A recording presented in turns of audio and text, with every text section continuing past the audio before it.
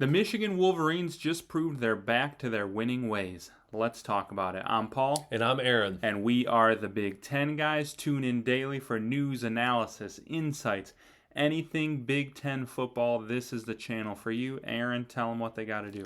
All you got to do is hit that subscribe button, hit that notification bell, and as well, hit the like button. It'll take you 2 seconds. And as a Michigan State fan, if you do all those things, I will admit we're the little brother. No, I'm not going to do that. I'm not going to do that. I take that back. But still, he might not admit it, but he knows it. Get out of here. I'm a Michigan fan, so you don't need to change the. You don't need to turn us off yet. But let's get right down into it. Michigan is back.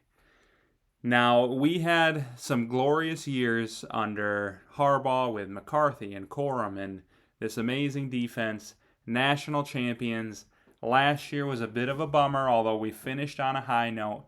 But Michigan is starting to assemble the pieces to show that they are going to get back to that national championship quality. And I think it starts with some news that has been coming down from the recruiting trail. If you follow recruiting, I'm sure you've heard this name before. If you don't follow recruiting, you really should follow our channel because we talk about it quite a bit. But Savion Hyder is one of the best, maybe the best running back in the country.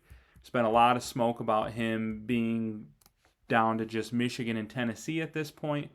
But the news is that they believe he will eventually commit to Michigan. He has not locked down a commitment date yet, but when he does, there is a growing belief that he will end up in Ann Arbor.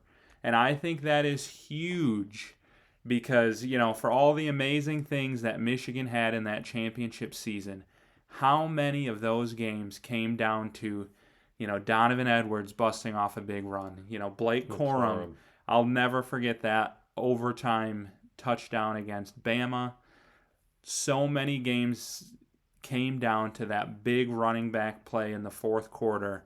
And I think Savion Hyder is the next guy after Justice Haynes to take up that mantle. That's big. And Savion as well, what's interesting is with the University of Tennessee and Hupel, in their recruiting class for 2026, they do not have a running back. But the University of Michigan does already have a running back. So what's interesting with this is Savion's looking, if you're looking at that from a perspective of, hey, I go to Tennessee, I'm not worried about competition necessarily, which obviously you're the number one running back in this recruiting class. You shouldn't have to worry about it. But I feel like that's something that they would most likely look at. But as well, Michigan and Tennessee, I would say, are two. Michigan for sure is a blue blood program. And I'm not just saying that to brown nose. It is what it is. They just won a national championship. They're back on top. Recruiting is up. I'm not going to be that biased Michigan State fan. I'm going to say how it is. Now, Tennessee wants to be Michigan. They want to be Michigan. We know Tennessee fans. They think it's 98 still. They think it's 98 still. You can only find salvation through Peyton Manning in Knoxville. It's the truth.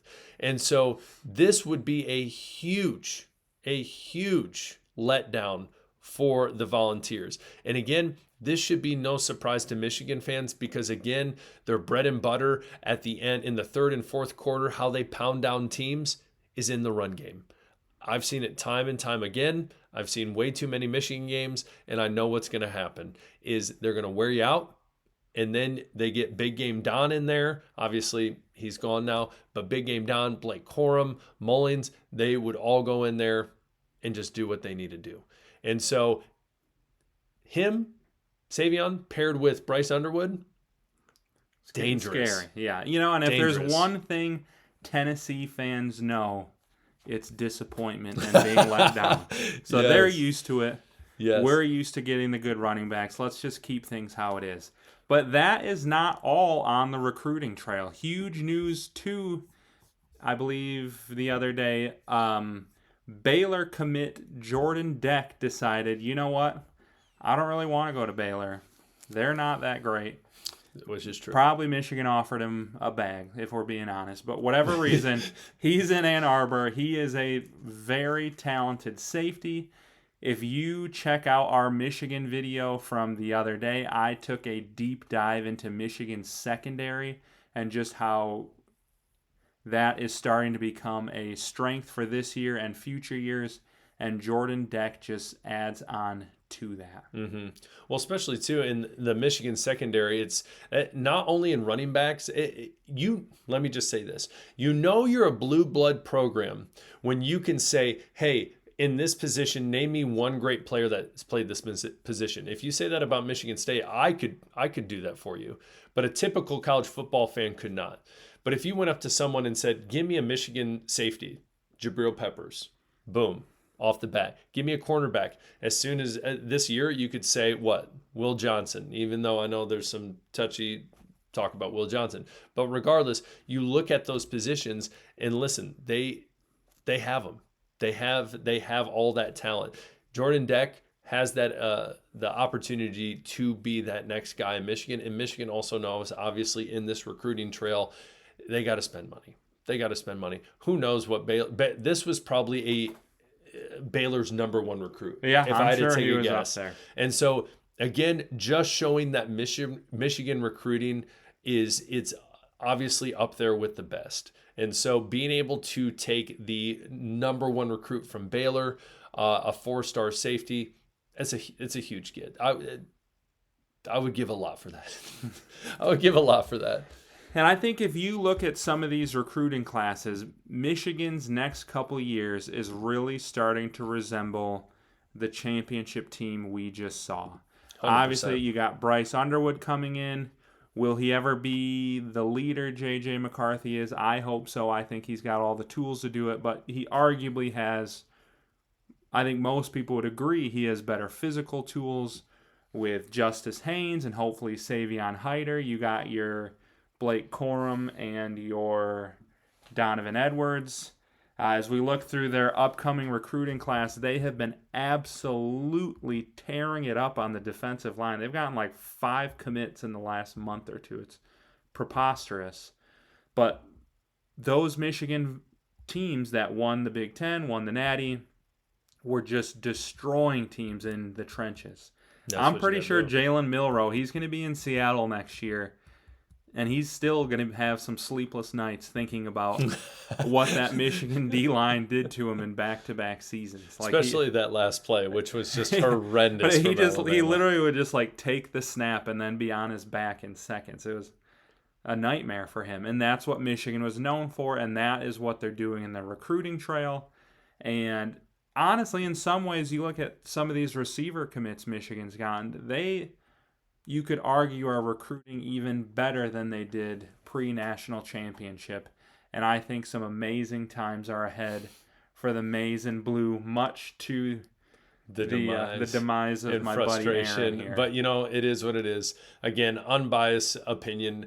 Bryce Underwood, too, a lot of people have, just to I don't want to say brown nose, but Bryce Underwood is, a lot of people, even as a high schooler, were like, this guy's going to be a first rounder, and he's still getting those till this point.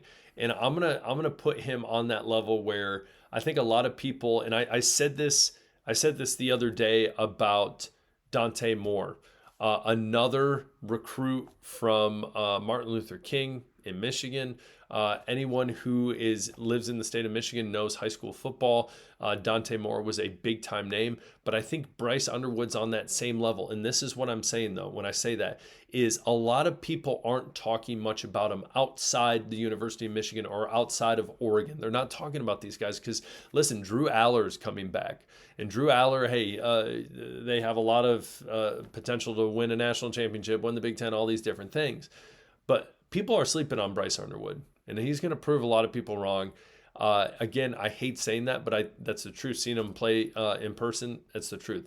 Same with, obviously Dante Moore, but Bryce Underwood, I think, is a much better quarterback with a much higher upside than a lot of people realize. So that pained me to say. I think he's the most talented quarterback in the conference. It's just a matter of, can he put it together as a true freshman? That's a big ask, but it seems like he's got the work ethic and the mental and physical capabilities to do it. So we can only hope as Michigan fans. But On your way out, just hit us up in the comments. Who's your favorite recruit? Who's a recruit that you would compare to a player on the national championship roster that you think are similar and will have a similar impact? How do you think Michigan's going to do this year? Drop us some love in the comments. Aaron, anything else? Yeah, my favorite recruit of all time for the University of Michigan was Sam McGuffey because he could do a backflip. And that's it. I had to get one punch in. I had to get one. He's a bobsledder. He's a bobsledder. Don't disgrace the bobsledder. They're going to come out with a Cool Runnings 2 about Sam McGuffey. Just Sam McGuffey and then his viral video of him doing a backflip. That's right. it. He was good. Anyways, we'll talk later. Yeah, we like appreciate and you guys. subscribe on the way out. Peace. See ya.